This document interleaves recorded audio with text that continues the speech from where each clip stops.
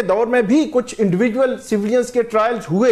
اور اس کے بعد جو ہے وہ اب آ کر دوبارہ سے جو ہے وہ یہ پی ٹی آئی کے خلاف اکثر آرگومنٹ یہ والا آتا ہے کہ اب یہ جو شور مچا رہے ہیں ان کے دور میں کچھ اس طرح کے کیسز تھے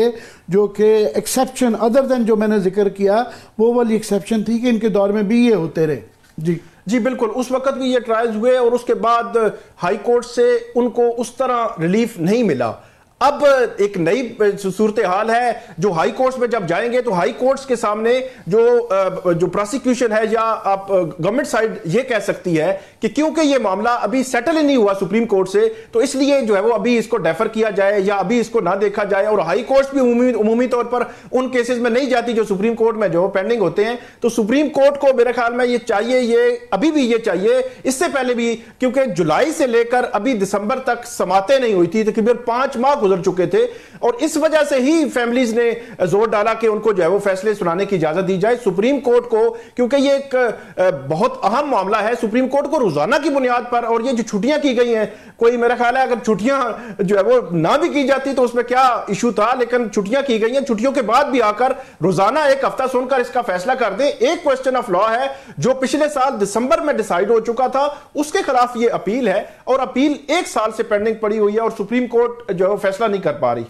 پہلے جو اس کے اندر وہ جو آبویس ریزن سمجھے جا رہے تھے, اب تو وہاں پہ ایک انقلاب کیونکہ آ چکا ہوا ہے سپریم کورٹ میں, اس کی حیت ہی تبدیل ہو چکی ہوئی ہے, ایک آئینی کورٹ بھی آ چکا ہوا ہے, اس کی کمیٹی کی حیت بھی جنہوں نے یہ بینچ ڈیسائیڈ کرنے ہیں اس کی حیت بھی تبدیل ہو گئی ہے. تو ابھی کیا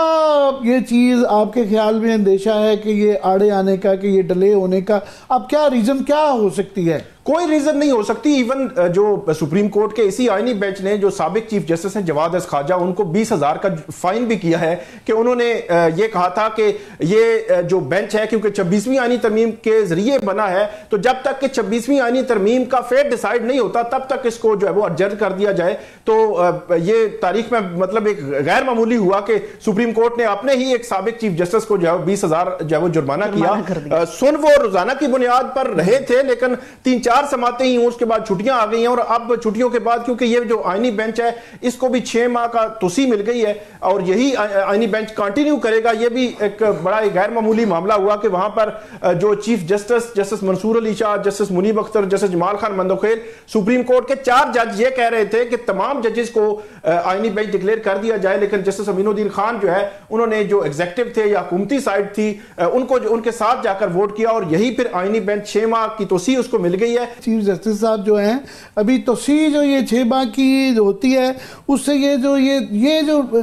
2-4 ماہ 6 ماہ کی توسیع ہے اس سے پھر یہ ایک تاثر ملتا ہے کہ ان کے اوپر بھی ایک کڑکی لگ رہی ہے. یہ نہیں ہے کہ یہ لگ گئے ہیں تو ان کی بھی پرفارمنس دیکھی جائے گی اور وہ کیونکہ اب جو ڈویژن ہے وہ جو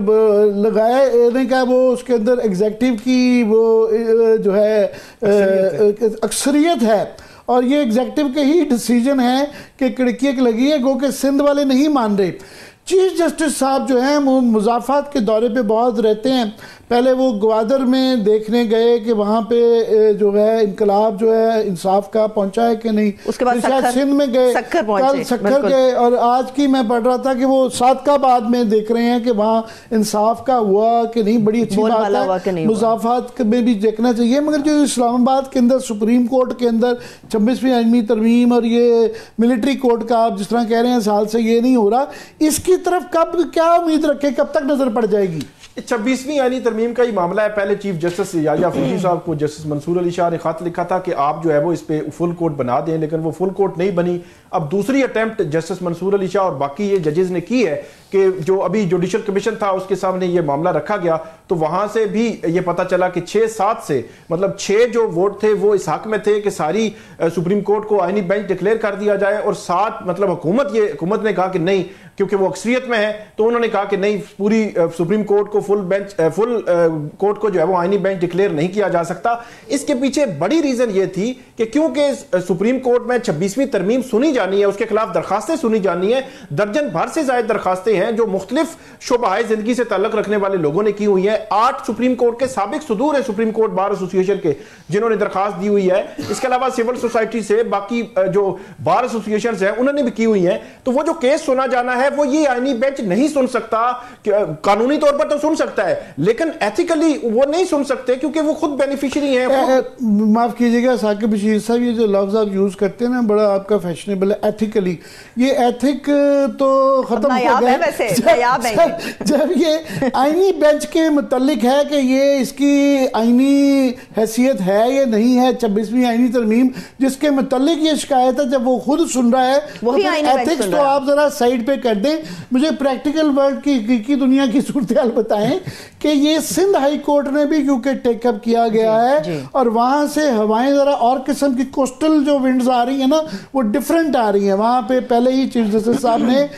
ایک تو ان کے جو 8 سینئر ترین فارغ کر دیے تھے انہوں نے اپنے دائرہ اختیار اور بتایا ہے. تو وہاں سے اگر کوئی فیصلہ آ جاتا ہے جو کہ منافی ہو, یہاں کی ہواؤں کے منافی ہو, تو پھر کیا صورتحال ہوگی؟ وہ الٹیمیٹلی اگر اس قسم کا کوئی فیصلہ آنا تو سپریم کورٹ میں وہ بھی جو سپریم کورٹ میں آنا ہے اور سپریم کورٹ ٹون تو سیٹ ہو جائے گی. اگر فرض کریں وہاں سے جس طرح کی کوسٹل ونڈز آ رہی ہیں تو وہاں سے کوئی آئے گا تو وہ پھر وہ تھوڑا سا یہاں پہ ایتھیکلی جو آپ کا فیوریٹ ورڈ ہے وہ مشکل ہو جائے گا. اس کو ٹوٹلی رد کرنا, آرگومنٹ بھی تو دینے پڑیں گے نا. نہیں وہ بہت ہی مشکل ہو جائے گا کہ ایک طرف دیکھیں کہ جوڈیشل کمیشن میں اٹارنی جنرل جو ہے وہ ووٹ کر رہے ہیں اسی آئینی بینچ کو, اور اسی آئینی بینچ کے سربراہ بھی اپنے آپ کو ووٹ کر رہے ہیں, اور اسی آئینی بینچ کے سامنے جتنے کیسز جا رہے ہیں تو وہی اٹارنی جنرل پیش بھی ہو رہے ہیں. تو یہ ایک الگ سے جب آپ یہاں پہ ایتھیکلی تو نہ بار بار کہیں, آپ بار بار جو ایتھیکلی کہتے ہیں نا وہ ہمیں بھی برا لگتا ہے سن کے جس قسم کی چیزیں ہو رہی ہیں عدالتوں میں. تو میرا تو اب مجھے کوئی امید نہیں رہی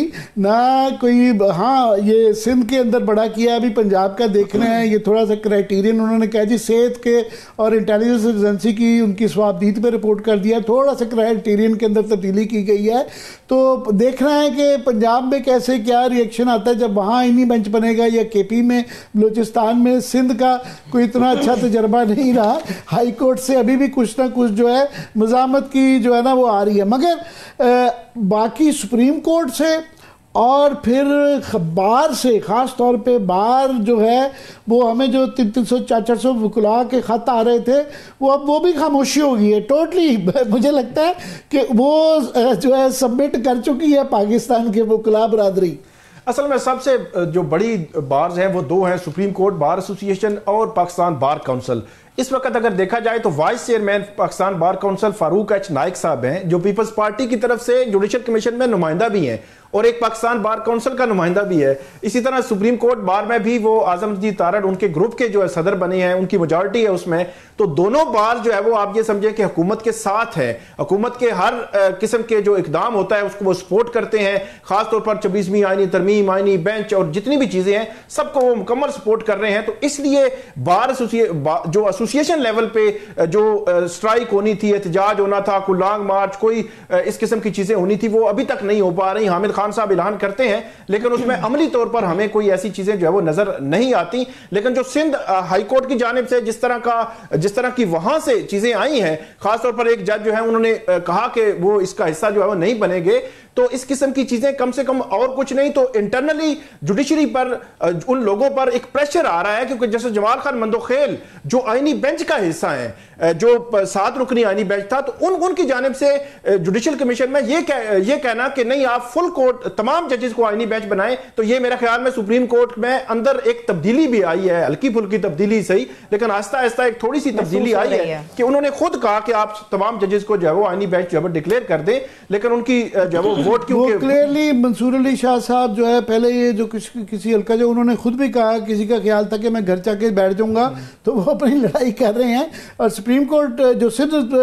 کے ہائی کورٹ کے چیف جسٹس صاحب ہیں ان کا وہ جو آبزرویشنز آئی ہیں کہ دائرہ اختیار کے متعلق جس طرح کے وہ پہلے باندھ کے رکھ دیا گیا تھا کہ جناب آئینی عدالت ہی ہوگی, تو ان کی وہ اس کو وہ انہوں نے اپنا دائرہ اختیار جورسڈکشن جو ہے وہ خود اس کے پیٹرن رولز طے کر رہے ہیں. ایسا ہی ہے جی بالکل, وہ اب انہوں نے طے کر رہے ہیں اور اسی طرح وہ کیسز بھی جو ہے وہ سن رہے ہیں, ان کی سماعتیں جو ہے وہ آگے بڑھا رہے ہیں. لیکن اس میں پھر ایشو یہ آئے گا کہ ایک کیس بھی اگر سپریم کورٹ میں آ گیا اور سپریم کورٹ کو یہ کہا گیا کہ آپ ہائی کورٹس کا آئینی بینچز میں کیا دائرہ اختیار ہوگا آپ جو ہے وہ طے کر دیں تو پھر سپریم کورٹ کا آئینی بینچ جو فیصلہ دے گا پھر وہی سارا تمام ہائی کورٹس پر جو ہے وہ لاگو آئے گا.